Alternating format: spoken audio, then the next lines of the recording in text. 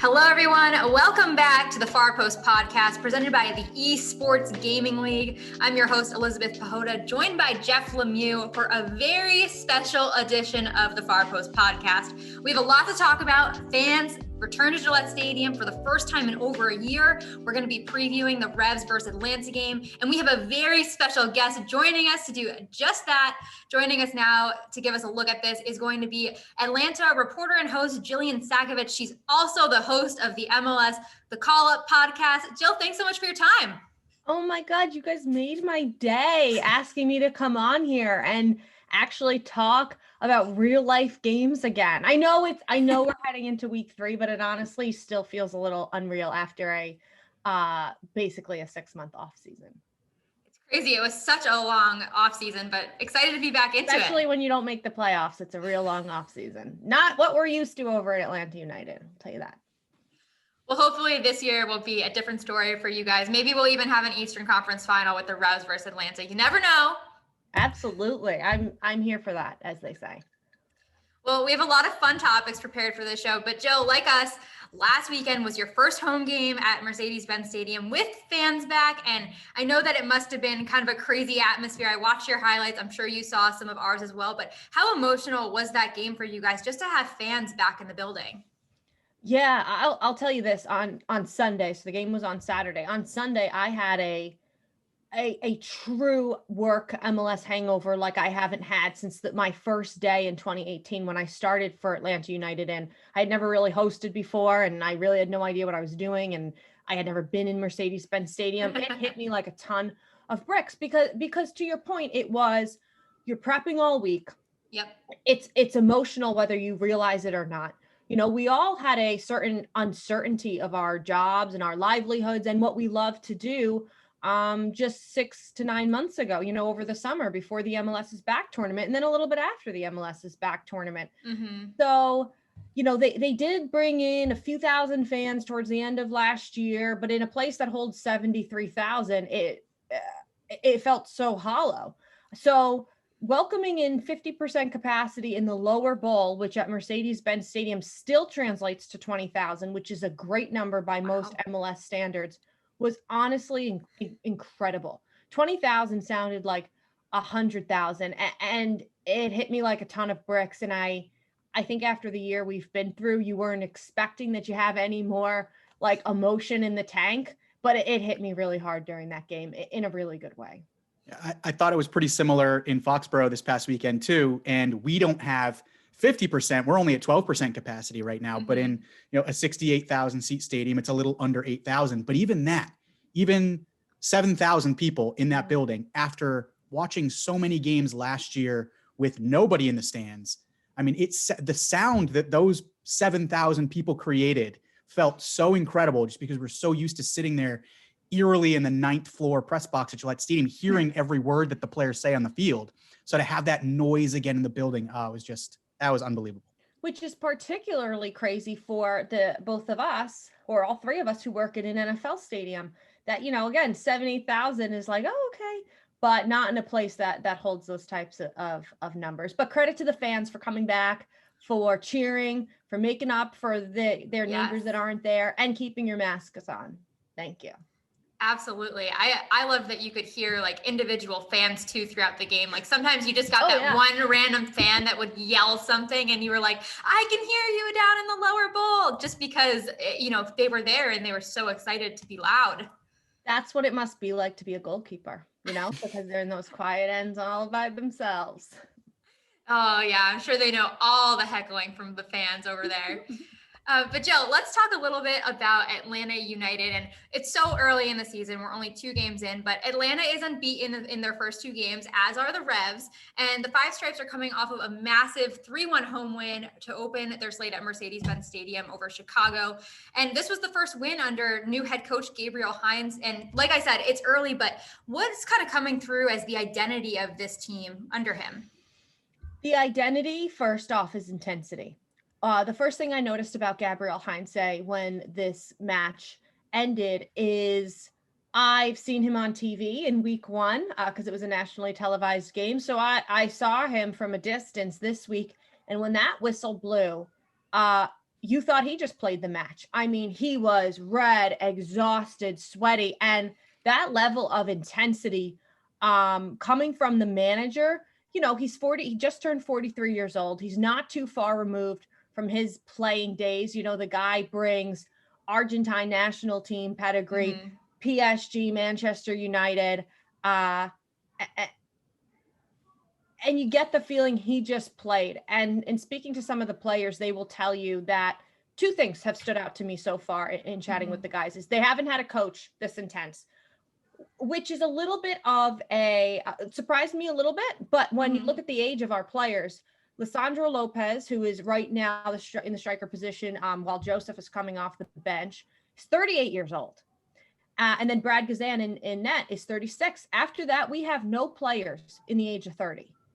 So it's a young team. So they are getting baptism by fire with Gabriel Heinze. And the other thing that I keep hearing the players say is a chess match, so and that reminds me a little bit of Tata Martino. Because Tata Martino, who led them to the 2018 championship, every player from Jeff Lorenowicz, who the guy literally was like most veteran, oldest, like had done everything in the league, had said, I've never been so clear in my role as I am under Tata Martino. And when you hear chess match, you kind of start to get those vibes again of guys really understanding what their role is and being ready to adjust and understanding that type of play, which I think has been lacking at times for Atlanta United. And I know there's a lot of excitement around Gabriel Heinze coming in because typically because of the way things went in Atlanta last year. Atlanta came into the league in 2017 and immediately was kind of top of the heap a little bit. And I think the fan base obviously got used to that. And then last year was really that first bump in the road where the club and the fan base had to experience a little bit of that adversity. So how did the club, the supporters kind of deal with that last year? And does it feel like, I know it's very, very early, but does it feel like Atlanta United is a little bit back on the road to becoming Atlanta United? I'll tell you this, Atlanta United Twitter was alive and well after that game. It did. It reminded me of my first season again, where the fan interaction was absolutely insane and something that is so unique to that club and to MLS. But last year was really difficult, because of everyone had their own personal struggles, right? It was a scary time in the world. And then on top of it, they were like, whoa, who is this team? And credit to the players who showed up every day, despite a coaching change, despite all that was going on. There was also so much social unrest last year, which is a silver lining, because we see so much good coming from it. But also Atlanta was an epicenter. Georgia was an epicenter for so much that we saw kind of playing out last year. It was a challenging year for everybody. So then I think when you kind of went to turn on the TV, which is sports is so beautiful, that is our break from life. And then Atlanta United was an unknown to the fans. I think it was really jarring, but I do feel like we are on pace, at least right now, to get back to the type of soccer that Atlanta United likes to play, which is goals. You mentioned goals, and if you're getting back on track to that sort of pace, last weekend was a great start for you guys. Those goals from Ezekiel Barco and Emerson Hyndman. I mean, wow. I watched the Barco replay at least, 10 times. It was just so good after he drew the foul and getting his own rebound to put it away in a rocket. So just with that ball, like what was going through your mind when you saw it go in the back of the net, when you saw him get that rebound and you were like, whoa, he just did that? I think, Elizabeth, that's such a good point, with Barco, it's a little early, but definitely goal of the year contender for that ball. But I think with Barco, the expectations were so high, and then it was off the field struggles, production struggles. The guy was 19 years old, like weight of the world on his shoulders, and then he comes in and then the struggles of just the world last year. And then it was, okay, well, now there's no more excuses. You're no longer the youngest. You're no longer the highest transfer fee in MLS. So what are you going to do this year? And you feel for a guy. We see what's going on with Chicharito. Once you get the weight of the world off your shoulders, it just takes one goal. And for Barco, you saw him run over to the bench. And I think that was a nod to, hey, I know I haven't done what I came here to do, and you guys have supported me, and thank you. And also, while it again was an eruption of noise from the crowd, I also felt a really big group exhale of, okay, that's Barco. And now let's see what he does, because from a mental standpoint, he needed to get past that. And like I said, it only takes one. I heard that Marisa Dew was in the building for that goal too. Mo Adu was in the building, our newest broadcast partner, kind of picking up where our beloved Dan Gargan left off, who gave 4 amazing years to the club. He started with their first ever game and became a great, great friend of mine. And Mo Adu slid right in, like me and Kevin Egan, our play-by-play guy, have known him forever. And I've known Mo a little bit from if I do a Fox game or something like that, of hotel bar chatter, but nothing outside of that. And to be thrown into a new team, a relatively new stadium, a new producer, Mo, you'd think Mo had been there for years. Mo Adu, I mean, I don't think there's a bigger name in a analyst in MLS right now than Mo Adu. So credit to Atlanta United for getting that deal done too. We're going to throw Charlie Davies out there because we got Charlie Davies in the booth in right. New England. So no, I don't mean any disrespect to I love Charlie Davies. One of the biggest. We got to defend our boy. One of the biggest names in Major League Soccer alongside the legend himself, Charlie Davies. We definitely have the two. We got the 2 best analysts for sure. Oh my gosh, you're right. Yes. Spinning so seamlessly. And you know what, to that point, like Mo seemed really, really, really nice. But like, it's pretty hard to beat Charlie, which I would say is like really the nicest human on the planet. Yes. So. Our color commentator was saying on his way up to the booth, he was so late because he was stopping to say hello to every single person that greeted him on his way into the stadium on Saturday. If that doesn't sum up Charlie Davies, I don't know what does. Just such a nice guy, willing to talk to everybody. He is really like a treasure. And we've been, when we do things for MLS Digital, we've been on some productions super late at night, scoreless game, middle of the season. And, maybe some people are like this or like eye rolling, and he is never annoyed. No. Constant energy. Amazing. Hey, Charlie. Always a great shout out to Charlie Davies. Speaking of high energy, that kind of brings me to my next point about Atlanta's attack. We saw, in addition to that Barco goal, an incredible goal from Hyndman when he added that insurance in the 85th minute. How promising do you think these early signs are of Atlanta's attack, or is it too soon to tell yet? That's a good question. I think that the first off positive of Atlanta United was kind of their back 4 and what we saw them do in Champions League, and then what we saw them do on the road in Orlando. And Orlando's looking good. I'd say they're looking better than they did last year, and they didn't give up a goal. It's a quiet back 4. They're young. They're really young. And I think one thing that was pointed out to me was their passing percentage as well. So they kept clean sheets, right? They kept 3 straight clean sheets across all competitions, but also all 4 of them had over 90% passing accuracy.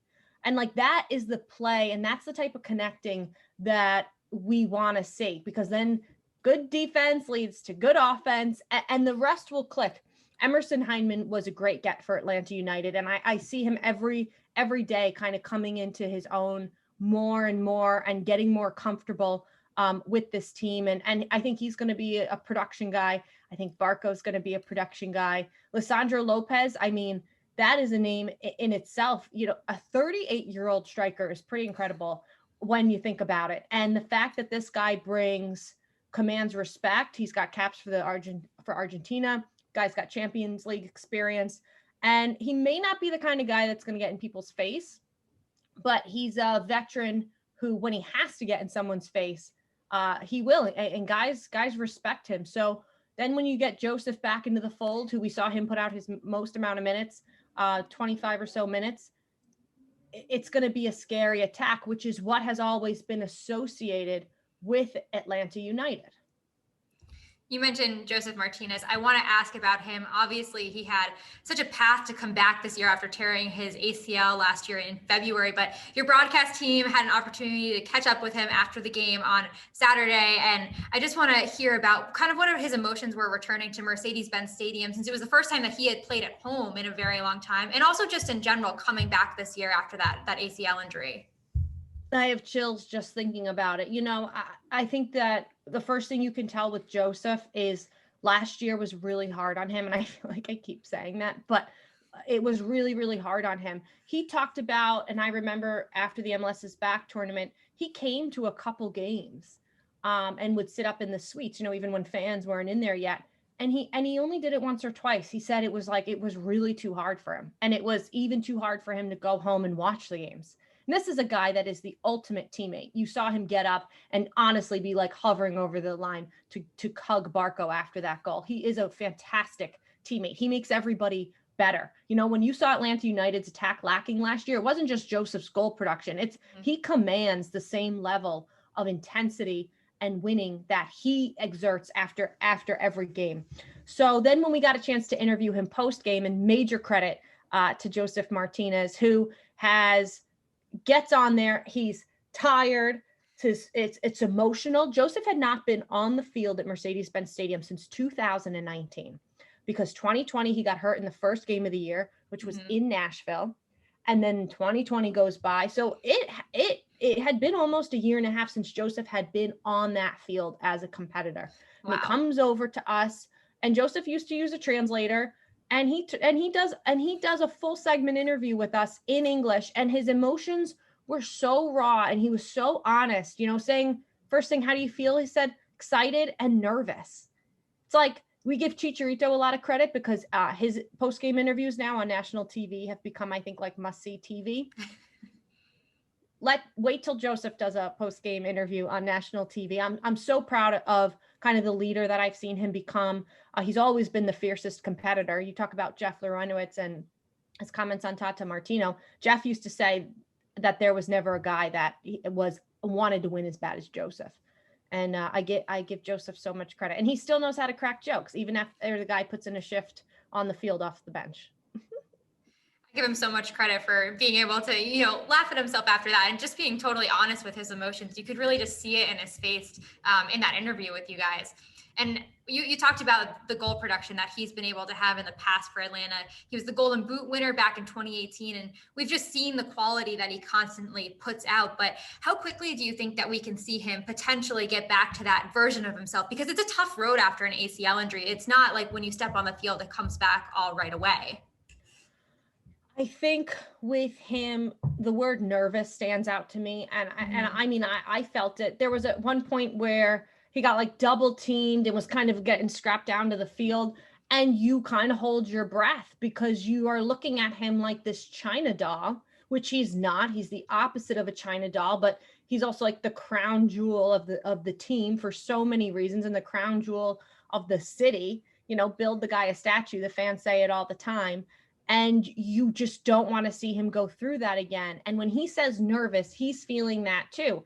I can remember when I got kicked in the face playing soccer, and I was afraid to go duel for the ball after. And that's being a very low-level varsity soccer player at 16 years old. Like, I can't even imagine like the mental fear that Joseph is feeling of not even like I don't want to get banged up, but I don't want to go through what I went through again. So I think for Joseph, I know he's in insane physical condition, and I think it's going to just take getting those minutes back and also getting over the hump, which a game like that of kind of like a couple scrappy moments is exactly what you need. And he got them, and we're going to see him work his way back. And if Joseph is off the bench for a month or however long it ends up being, that is not going to limit his goal production down the stretch. So I'm excited, and it'll be sooner rather than later.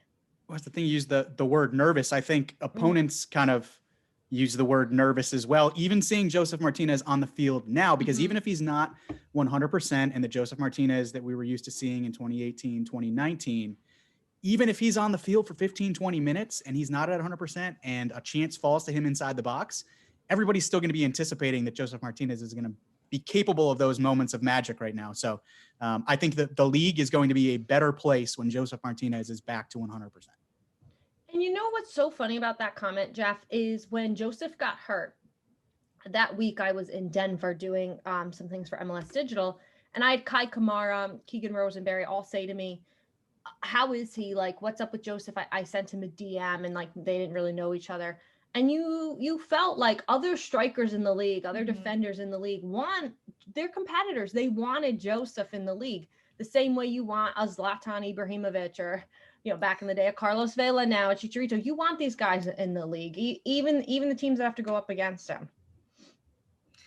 Yeah, there's definitely a sense of camaraderie too throughout the league, like knowing that players are kind of looking out for each other, keep in touch, and like that competition on the field.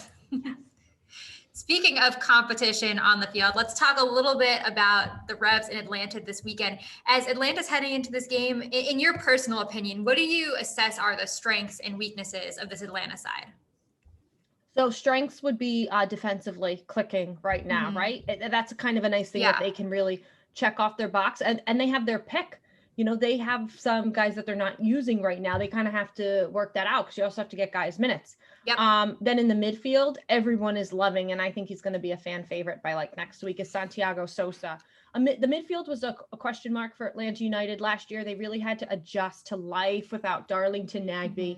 And you don't replace a guy like Darlington Nagbe, and you're not even the same type of player with Santiago Sosa, but Kevin Egan, our play-by-play guy, uses the term, he's a metronome in the midfield, and I love that so much. Santiago Sosa is another guy that I can't believe how young he is, 21, 22 years old, and you just get the feeling that he's a big boy ready to connect a lot of passes and be efficient. And then we saw what they did on the attack, 3 different goal scorers, an own goal, but 3 goals, and Emerson, Hyman, and Barco. So we'll see. And I think that the fun thing about always going up against now the Revs under Bruce Arena is Bruce is going to come to play, right? You know that Bruce Arena is going to come to play. And I think that sometimes for Atlanta United in their, the identity that they love to be is, well, how are they going to be greeted? And you're going to get a good game against a Bruce Arena coach team. Absolutely. We're excited to see what happens on Saturday. I feel like it's probably the biggest test for our side, at least so far. I'd say so. What about you, Jeff? Yeah, I know even Charlie Davies was saying yesterday on Outside the Booth, a digital feature that we have, that he thinks that this is sort of a really early in the season measuring stick for the Revs, just to kind of give them an idea of, because everyone's kind of expecting the Revs to be one of those top teams in the East. I think Atlanta certainly feel like they're back on the up and up. And once Joseph Martinez comes back, they should be in the mix as well. So an early season test, I think, for both of these teams, for sure. Likewise. I think for Atlanta United, you win 3-1 against Chicago, but that's Chicago. Truth. So see how you do on the road against a team like New England. It's all going down on Saturday at 7:00. But in the interim, Atlanta is playing midweek Tuesday, which is today as we're recording, but just saying the day for anyone who happens to be listening, not on Tuesday, against Philadelphia in the 2021 CONCACAF Champions League quarterfinals. And as some players are potentially getting extended minutes from last weekend's Atlanta game against Chicago and then the quarterfinals tonight, what implications could this have for Atlanta as they come on the road to play at the Revs this weekend? So Gabriel Heinze was asked about this last week, about minutes. We saw other teams managing minutes. The Portland Timbers were clearly this weekend managing minutes. Gabriel Heinze, and not surprising, is saying, I'm always going to put the best guys forward. I'm not thinking about the next game. So it sounds like rotation is not in Gabriel Heinze's DNA at the moment, that whatever the best 11 are for that game is who he's putting out. But the MLS season is a long season. And we saw a little bit of that of Tata Martino in 2017 of go.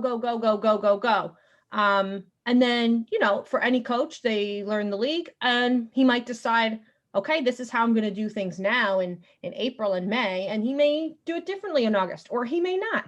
And that's why he's the manager and that will be his decision. But right now he's saying no rotation. All right. I love the best 11 players in the field. I know it'll be a depth test later in the year, but maybe right now with fresh feet, that's kind of the way to go. We'll have to see if time will tell there. But personally for you, Joe, what players are you looking forward to seeing most match up against the Revs on Saturday?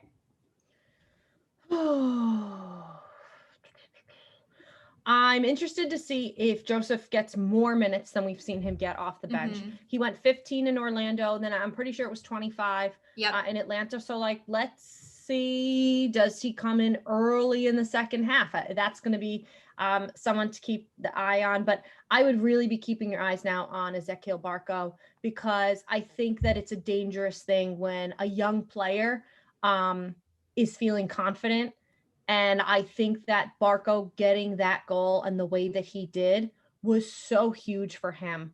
And also we're seeing Gabriel Heinze in the way he's playing Barco, and it all seems to be working well for him. So I think let's go Barco. All right. As we talk about New England and Atlanta, I have to bring up, because it's a guy who you've mentioned a couple of times, and it's Jeff Lorenowicz. Is one of those players who spent some time in New England, ended up being part of, the special club that you put together in Atlanta. Guys like Michael Parkhurst, who was a legend in New England. Jeff Lorenowicz, who spent a few years here as well. And I just, as someone who worked personally with Jeff Lorenowicz way back at the beginning of my career with the Revs in 2008 and 2009, I just wanted to get your impressions of Jeff Lorenowicz, and if you had any good like Jeff Lorenowicz stories you could give us, because he's a great story kind of guy. He's a great storyteller, but I feel like everyone also usually has like good stories about their interactions with Jeff Lorenowicz. Well, I think you probably know him even a little bit more than I do, because I think what's so great about Jeff is I'm originally from New York. Jeff is originally from the Philly area. Like, I get that curt sarcasm, which Jeff is really good at, of just like, even an expression tells the entire joke of what he may or may not be thinking. So while Jeff may not be the biggest talker, I did really enjoy his expressions at times. And even on the field, like, you could tell when he was like, what's this? Or like, what call was that? Like, not going to go argue with the refs, but wondering about it. And I think that I enjoyed Jeff's expressions, because you could kind of tell what he was thinking, and you could tell that it would be pretty funny. I bring him up a lot because he was the type of guy who didn't talk a lot, but he talked when he had something good to say. And look, that is in my brain of quotes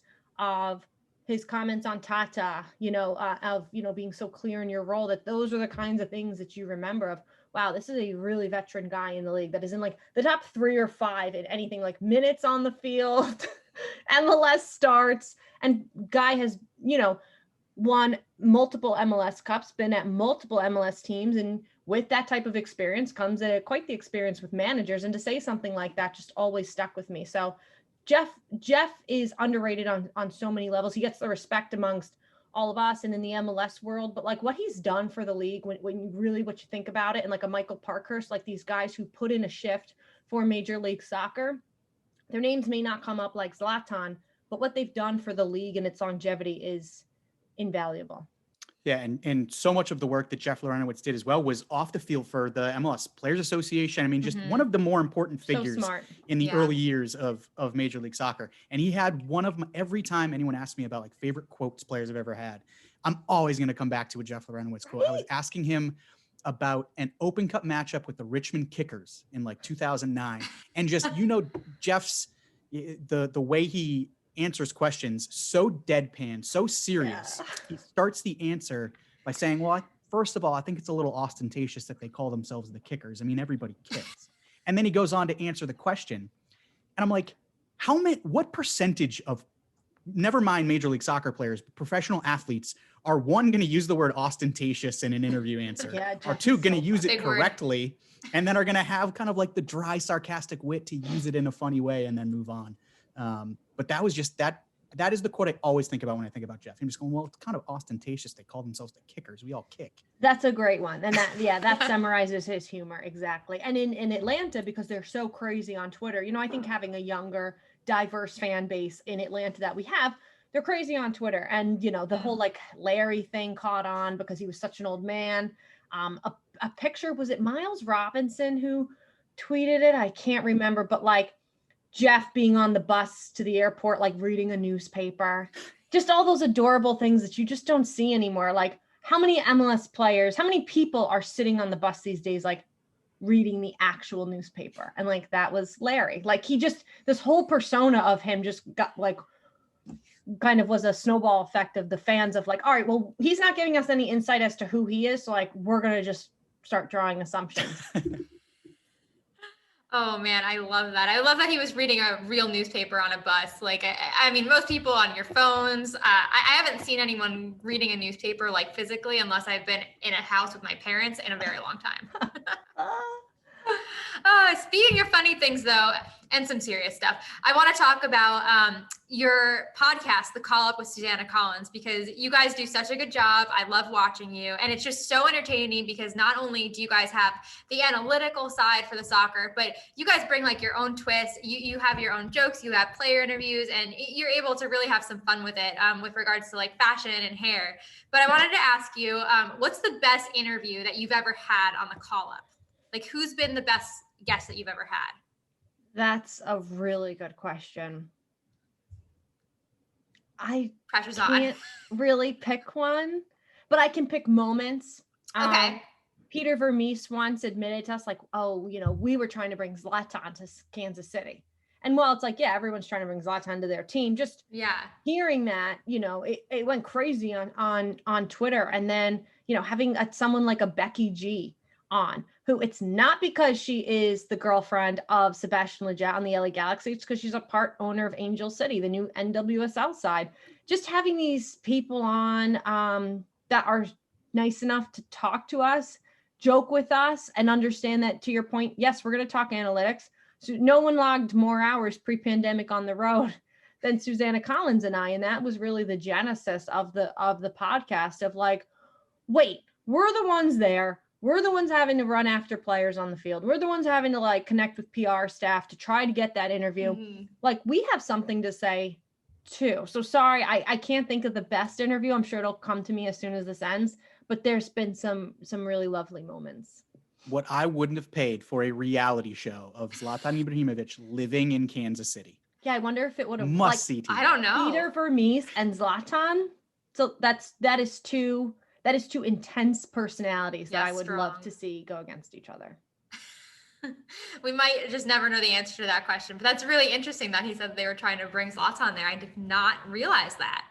And while you've talked about, some of those favorite moments that you've had, there's been a lot of hairstyles that you guys have talked about on the podcast over the years.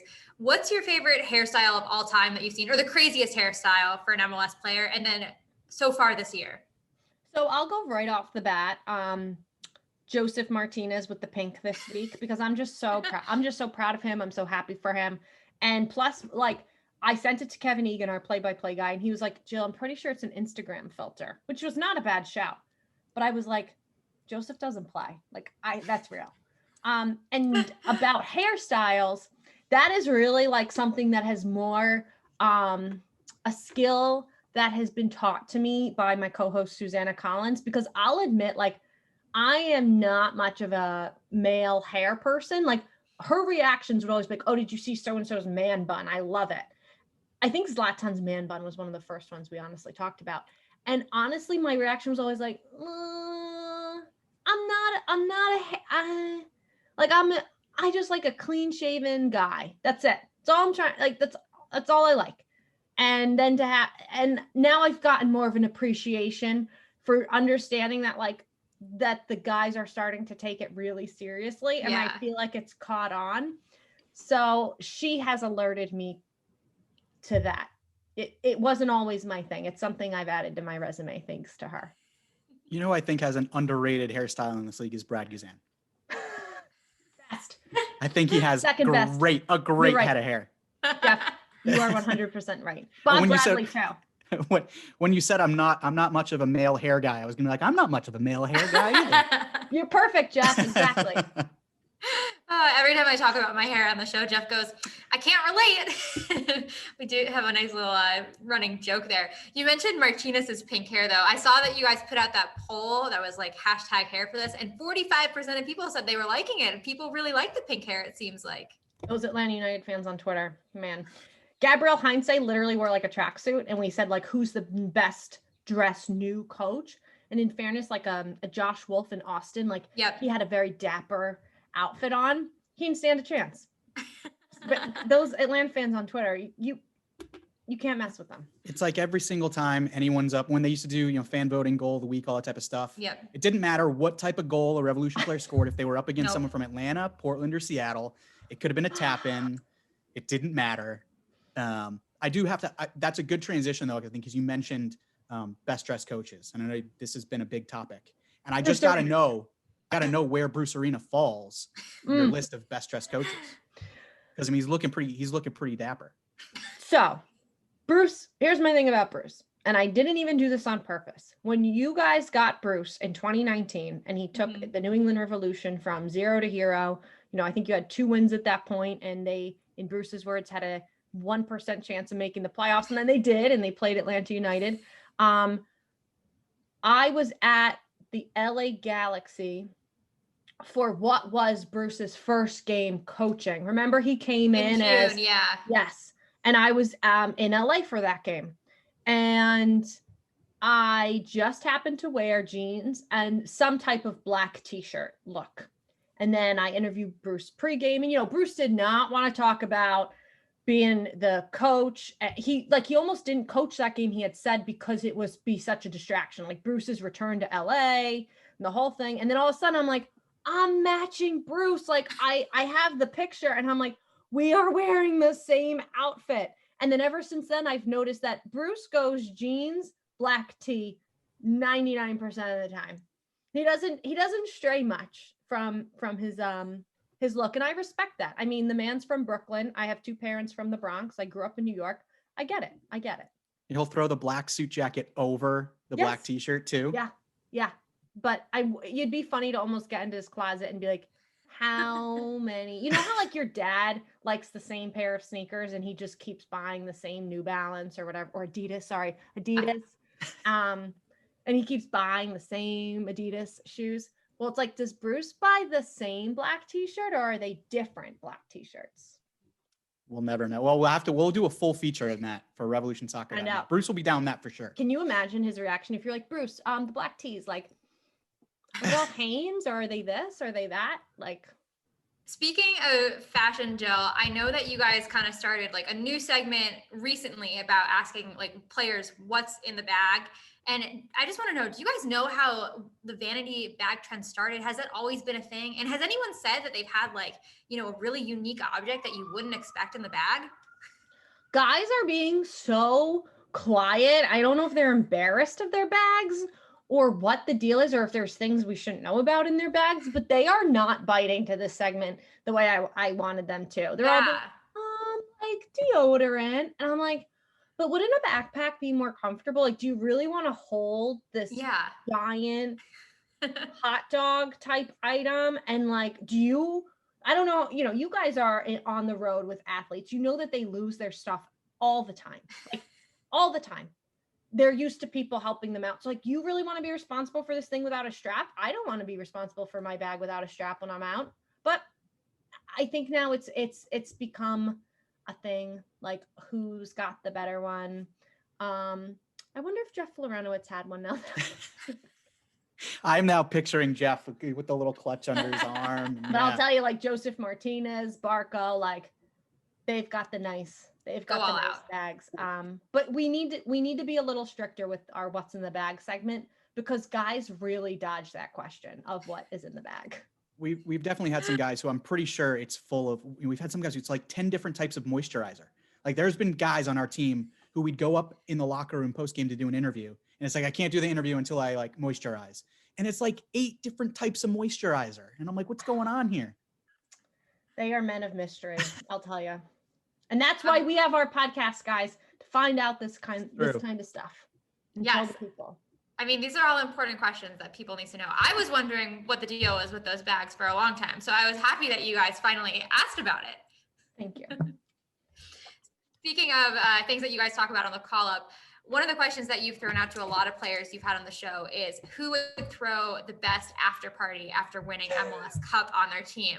And I know that you've obviously celebrated an MLS Cup with Atlanta, but if you had your choice, another team besides Atlanta, after hearing those answers, whose party would you want to be at and who's throwing it? Right now, my answer is Austin FC because Ben Sweat told me that Matthew McConaughey is going to plan it. And if he's going to plan it, I could imagine he's going to be there. So, Pretty good answer. That is a pretty good answer. Yeah, I would want to be at Matthew McConaughey's after party. I feel like he could throw down. I'm listening to his audiobook right now called Green Lights, and it feels like he's just telling you like all these stories about his personal life. I need to listen to that. Thank you. I'm telling you, I'm generally not an audiobook person. Oh, sorry, Jeff.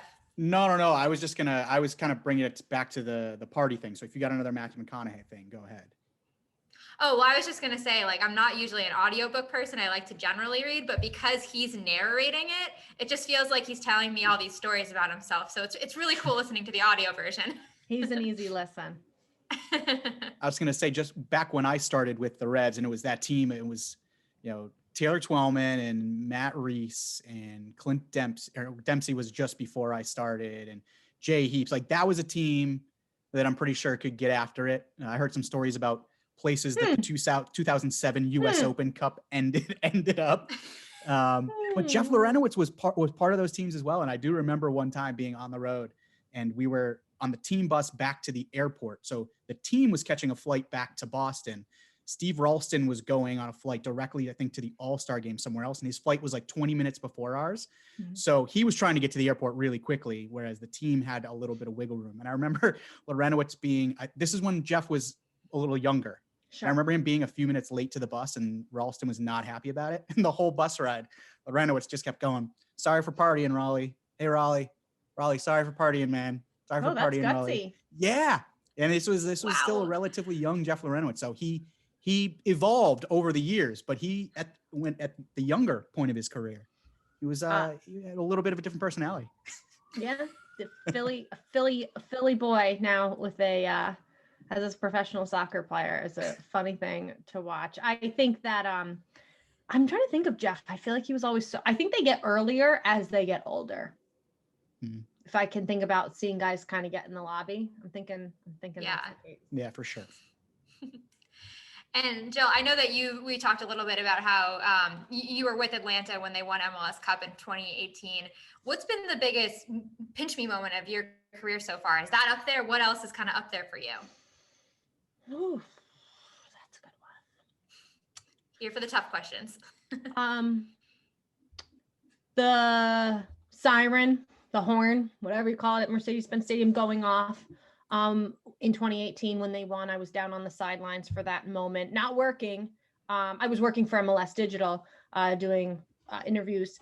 That was a huge pinch me moment. But I think for me, real honesty, is pre-pandemic, going through the Gulch, which is the tailgate area outside of Mercedes-Benz Stadium, and really experiencing the fans and how you are really like, it's Southern hospitality at its finest. Of you're just walking by and they're offering you a water, a Jell-O shot, a hot dog, whatever. I feel like I bring up hot dogs a lot because I'm a New Yorker. A hot dog, whatever it is. It's probably like more like brisket in the South. But the fans and how loving they are and how much love in their heart they really have for you, because you're the person that brings them the game. So often we're just staring into a red light and a camera. And yeah, the fans, we see them in the stands, but because you're covering the game and you're covering what the coach is saying on the sideline, you don't really get to outside of a wave, talk to the fans. So then walking through the Gulch area and actually talking to the fans who know something about you. When I had coronavirus, the amount of fans I had check on me. That's so nice. I was blown away by it. So I would say the pinch me moments are my interactions with the fans. Those are awesome. And I know we're pushing towards at the end of our time, but I have to get this question in because we do have a brand new sponsor on the Far Post podcast. Our presenting sponsor, as of last show, is the Esports Gaming League. Oh. We have with you an esports tie-in because you have done a bunch of hosting for esports. So I just wanted to ask first how you got involved with hosting on esports, and two, having covered a couple of these events myself, how seriously, like how intense these esports competitions are. First off, congratulations for getting a sponsor. Let me know how you do that because we still don't know. Number two would be, as soon as I started, I worked in NHL, NBA, MLB, and then when I got into MLS and I started to see gaming, EMLS events and things like that, I loved how on any given day, it could be like the big name, the tax, this guy that could win something, or it would be this new guy signed by, like Fiddle with FC Cincinnati. Could be this new guy and you're like, who's he? And he's a kid who just maybe made his first major. And I was like, I love this. It took me back to the days where, I covered local sports of that on any given day, anything can happen. And I love seeing younger people have those moments, and I love seeing their growth. So that's what I loved about gaming right off the bat. And it is so intense. I have a whole new level of respect for it. I already respected it. And then once you actually get into it and you see what some of these gamers are putting into a career at such a young age, or some of them not at such a young age, I have nothing but respect for it. And it is so fun. And I'm happy that MLS with EMLS has kind of like gotten in really early into these gaming events. It's great. I wanted to note quickly as well, too, speaking of gaming, you are in the Far Post Fantasy League. There are only 2 people on this show right now, though, who are part of the Far Post Fantasy League, because Elizabeth, who sent Jillian the link to join the Far Post Fantasy League, is not in the Far Post Fantasy League. I didn't update my roster yet, so don't judge me. You were a good reminder. I hate when you forget. You feel like such a failure. Yeah. Oh, I gotta look at my guys. Well, I know through 2 weeks you have more points than I do, so that doesn't necessarily speak well. But you're better than me. Montreal's won some games. I mean, we all have no idea what's going on, right? It's true. Yeah. What's with that? Jill, last question before we let you go. And speaking of teams kind of around the league, I just wanted to hit quickly on Austin FC getting their first win, defeating the Colorado Rapids 3-1. And the first player to score the club's first ever goal was actually Revolution former midfielder, and youngest homegrown Diego Fagundes. As someone who's been a part of an expansion team so early on, how special is that history? And then what must it mean to, someone like Diego who gets to be a part of that? History is the right word, because you will never forget your first, and you will never forget your first goal, but more for your team. But more than that, the fans will never forget who scored their franchise's first ever goal. And you think of a guy who has put in the time like Diego Fagundes, and I was so happy to see him. And I have to be honest, when I heard the name, it's Fagundes, you still think Revs, and it should be a proud moment for Revs fans too. Yeah, it was what was really cool for me, and Revolution fans reacted really well to Diego scoring that first goal. Clearly, as a hometown kid, played with this club for 10 years, on all over the all-time leaderboards for every single statistic in Revolution history. Everybody really happy for Diego, wants him to succeed in Austin.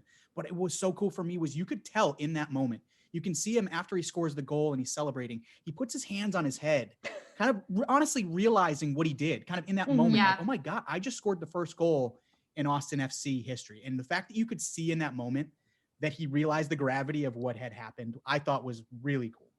And that'll be brought up for decades and decades, and credit to him. I'm really happy for him. Yeah, I feel like with Diego, you usually see like the arms out celebration or the heart celebration. So I had kind of the same reaction when he had his hands on his head. I was like, oh my God, he knows what he just did. That's crazy. But Jill, thank you so much for joining us here today. We really appreciate you taking some time to chat with us for the Far Post podcast. And can you just let people know where to go follow you and where to go follow the Callup? Well, first and foremost, thank you for having me on, and thanks for everything that you guys do. I know the grind that it is, getting ready for game day, but also giving the people previews like this every single week. So credit to you guys and everything that you do, for real. I'm big fans of both of your work, but if you want to follow me, I promise I don't just talk about Atlanta United, at Jillian Sakovits, host and reporter for Atlanta United. And you can catch us on the Callup, comes out every Tuesday, wherever you find your podcasts, or the MLS YouTube channel. Perfect. Well, thank you so much, Joe. We really appreciate it. And we'll, I know we're going to be clashing this weekend. We'll be rooting for the Revs and you'll be rooting for Atlanta, but we're big fans of you. And thank you so much for joining us today. Yeah, thanks, Jill.